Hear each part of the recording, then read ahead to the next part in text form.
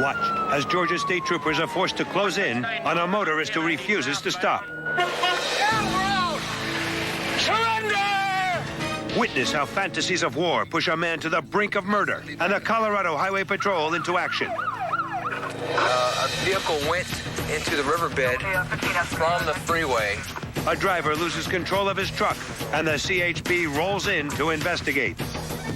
These are the real stories of the Highway Patrol.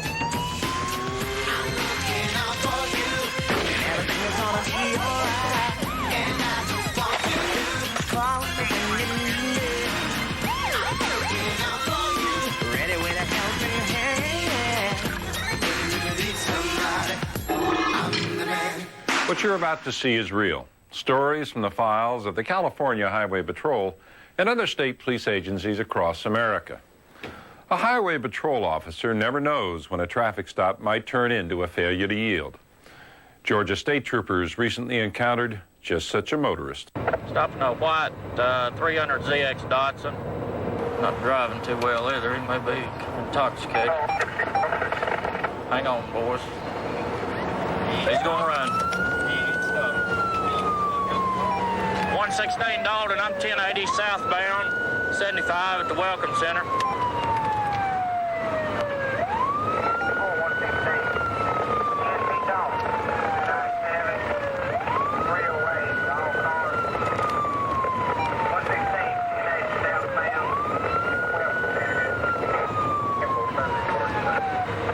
We got chase in progress. We clocked him at 91 and 65. Blue lights and siren are activated. As you can see, we're traveling right at 100 miles an hour, and he won't stop. 116 Dalton, we're still southbound. I'll advise you, we're coming up on 2, coming up on Georgia 2. He's trying to blow it up off good, though. We're traveling at about 110 right now. Just threw something out.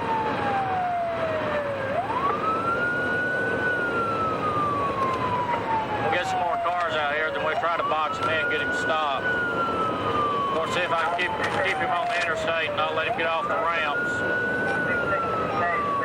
If we can keep him on the interstate, he's not going anywhere. Dalton, we're just passing 151. Have you got anything available?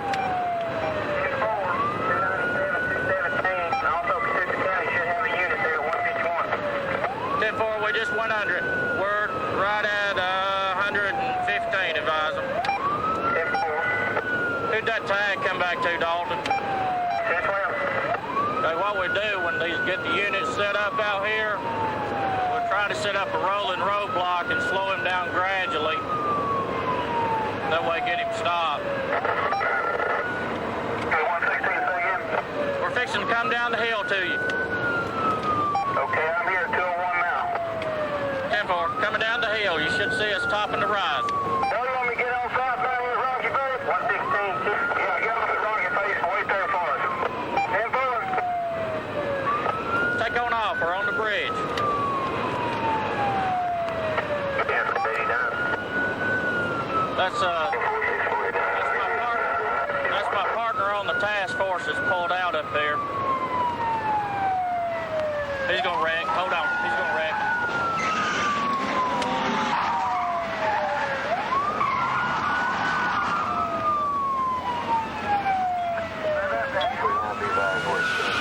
He's gonna try it. He's gonna try it. Hang on, boy.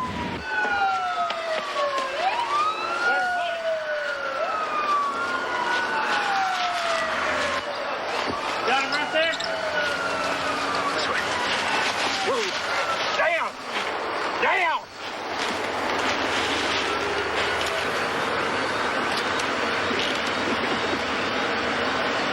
You got any weapons on you? I got a knife in my pocket. Give me that other arm. Draw mine, sir. 1080s are one of the most dangerous things that we face out here day in, day out. Because we face that out here each night, and the ones we've been bringing down has been all kind of felony arrests from armed robbery, dope convictions on down. He came off into the median strip here, came on down to the bottom, and he eventually got stuck. When he stopped, then myself and Trooper Harrison here and Trooper Stallings took pursuit on foot and took a very dangerous move by crossing the interstate on foot, and we captured him. I guess it was 100 foot down the other side of the interstate near a fence in a small creek down there. What's your date of birth? 2/16/77, sir. This thing of taking someone's tag number and later on find them, they're not going to work because all they got to do is turn a false stolen report in that night and deny driving the vehicle. You can tell by the alcohol brought out of the car. There's going to be UI. He reached speeds of approximately 120 miles an hour. We came to a safe stop here in Whitfield County, and that subject's in custody along with his passenger. Some of our country's older highways and freeways are especially challenging for drivers. For example, winding curves and narrow lanes played a role in an accident CHP officer Edward Oncina recently encountered. A vehicle went into the riverbed from the freeway, and it's down there right now, and we're going to go and... 10-452, that's negative. You can go ahead and stay clear. We're going to go try and see what happened here. We don't know if there's any injuries involved or anything, but it went off the freeway into the river. Anyway, right now we're in the Legion Aqueduct, and this is where it went in. We came off the Pasadena Freeway approximately 30 feet down into the aqueduct, and there's not that much water in here, though, so there's no chance of them drowning. Getting us washed out. I'm not sure exactly what happened. There's approximately 100 feet of chain link fence down, so they might have just been going too fast. That's the same one. He dropped at least 40, maybe 50 feet down and landed on the top. His vehicle landed on its top. It didn't move. And apparently he wasn't ejected, and he just crawled out. He has no visible injuries whatsoever, which I find very hard to believe. He's breathing, he's talking, he's coherent. Could you tell me what happened? Fell asleep on his right shoulder. Did you fell asleep? Yeah.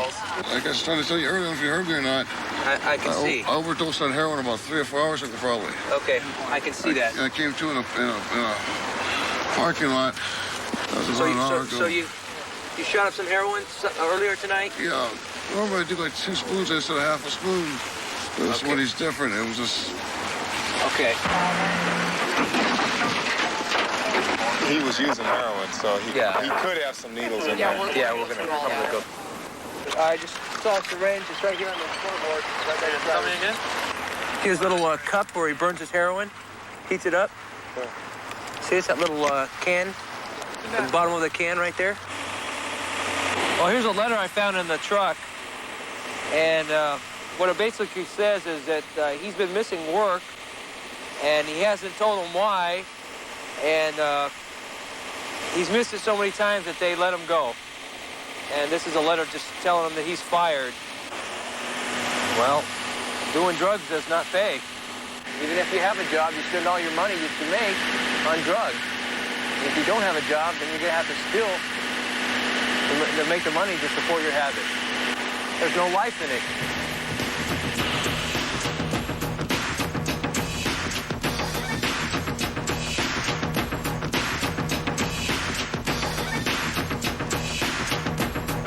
Oh, my God, he's Next, an armed sniper opens fire on innocent bystanders.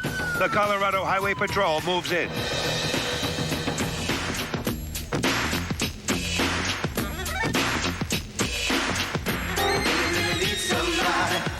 I'm the man. On a quiet evening in Durango, Colorado, a dispute erupts between a father and a son. The argument escalates, and before long, the Colorado Highway Patrol is drawn in to confront the problem. Fractured images of war invade the mind of Philip Johnson as he drinks beer and cradles a hunting rifle in his lap on a crisp spring night. Johnson lives at his father's house in Durango, Colorado, and his continuing hallucinations about war and death have heightened severe tensions between the two men. I'm sick and tired of you messing up my house. I'm sick and tired of you fooling with that rifle. And in fact, I'm sick and tired of you. This rifle can free you, Daddy. Dead, you'll be rid of the torments of your soul. If I'm dead, I'm dead. Leaving his fatally wounded father behind, Johnson walks out of the house. He has killed once, and in his present state of mind, he could kill again. Johnson's horrified mother discovers the body and notifies the Durango Police Department. Walking angrily through the mall, the first person he encounters comes within an inch, a finger's twitch of being shot. I think I've got him in the Durango Mall. Appears to have a gun. Send me back up now. Officer John Bally from the Durango Police Department is the first to spot the suspect.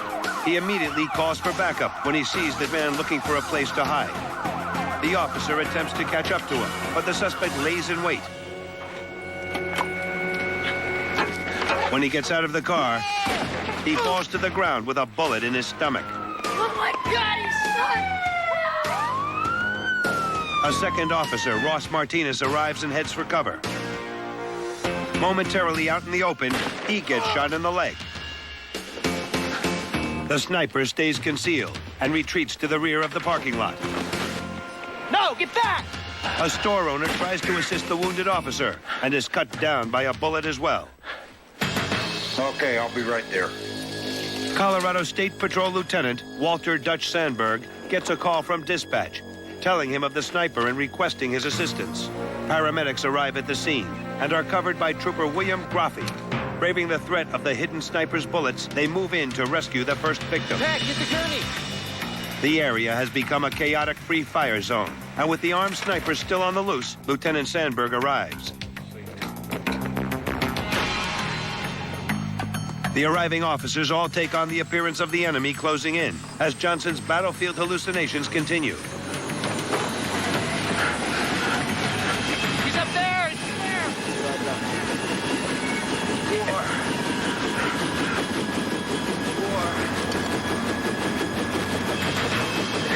With the visions and sounds of combat pounding in his head, Johnson suddenly sees Lieutenant Sandberg as a medic who has come to save his fallen comrades. He lowers his sights and spares the officer's life.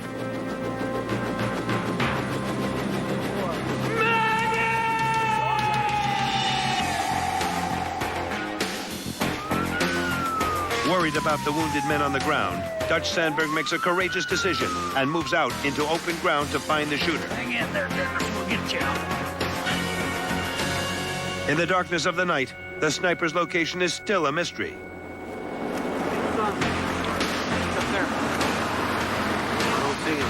Race up there. Get right up the stairs. Okay, let's go flush him, guys. Come on. From the veil of the woods above the mall, the crazed and deluded gunman shouts out one final threat. Surrender! Okay, let's go. Keep your eyes open. Cautiously, they approach the sniper's perch, but they find nothing. The man has disappeared into the thick, dark woods that surrounds the site of his crimes. Clear! The officers are wearing down and afraid that at any time, the man's psychotic fury might reappear and cut them down. Must have went up in the woods. Let's go.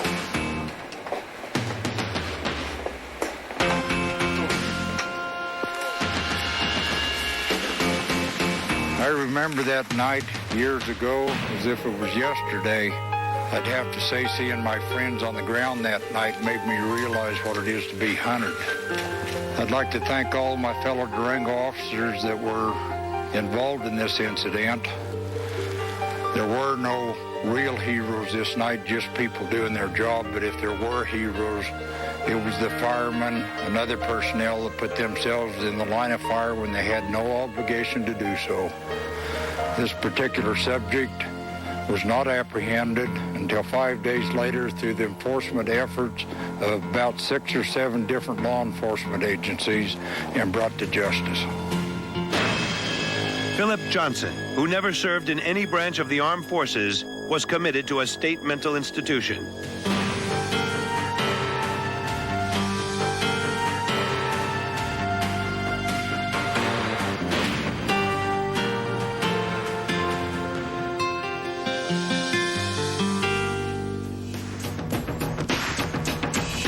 You have no back lights on this thing, man. Next, watch as a minor traffic violation reveals more than a busted taillight.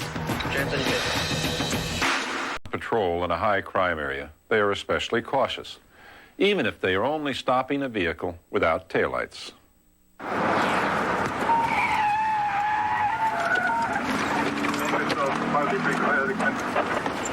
Here, 85 Nissan pickup, March 94 out of Bakersfield, Master Jones, parcel 28. You live here?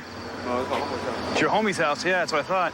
Get your hands out of your pockets. Okay. Why are you turning the lights off on this? You're coming down the street here. Are you turning the lights off? You have no back lights on this thing, man. Damn. Come here, come here, come here. My fuse blew out, man. You have dash lights? No, look. Oh, that's a problem, then. You got any guns, knives, or grenades on you there, partner? Okay. Go stand right here in the front for me. I just put a new fuse in today. Okay, go stand right there for me. 125. Hands on your head. Just gonna pat you down. Money? Who lives here? You what? A homeboy? How old are you? 15? Go and have a seat right there. You got anything in your pocket I should know about, partner? Also with a treasure suspect, also armed with a hammer. 38. There's a gun in the back seat. There's a gun back there. Stick your hands right in your head. Center. We got a gun in the back seat. Put your hands back there. Get up. Join your partner. Put your hands in the back of your head. You two, get up. Put your hands in the back of your head. Keep that on the back of your head. And get everybody hooked up. I know what that. Keep your hand right there. Keep your hand right there. Don't move it.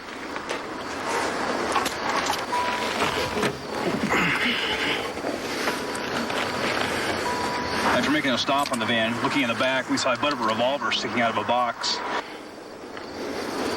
Oh, this is going to turn out to be real good.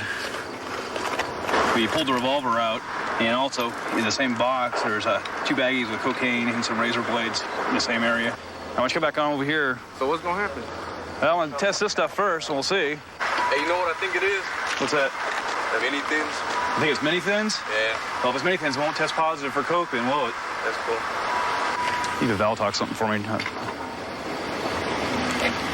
He says as long as they're friendly, they're passing bunks up and it's not any good. And determining on that, it'll determine what happens to these young men. 72 to 220, one more time. Is it good? TI 9 to copy. He said it's This is for opium. You ever ran in there? Yeah. Airport, fire near south of Brown.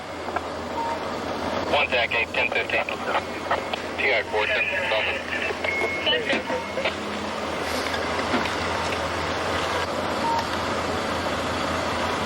It's heroin. Sure is heroin, isn't it? Yeah. It is heroin. I ain't seen no white in ages, man. Yeah, well, he's got straws in there like they're snoring, so I figured coke. And I started looking at it. Something was pretty big clumps. I said, well, maybe it's not coke. That's outstanding. Good deal. You know, that could be why we're getting a lot of heroin on the street now. Heroin.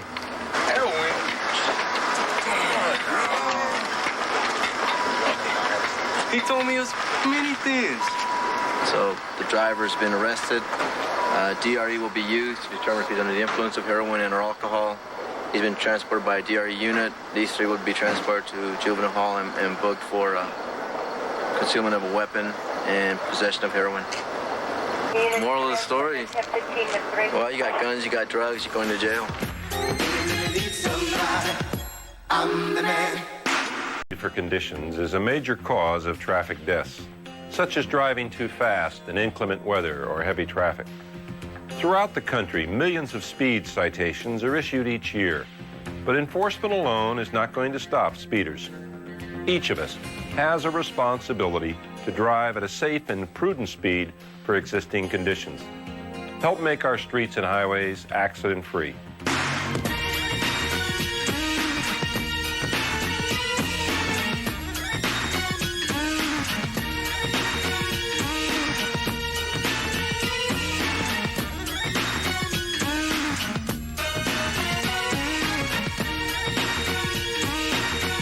the men and women of the Highway Patrol and state police agencies of America, thank you for watching.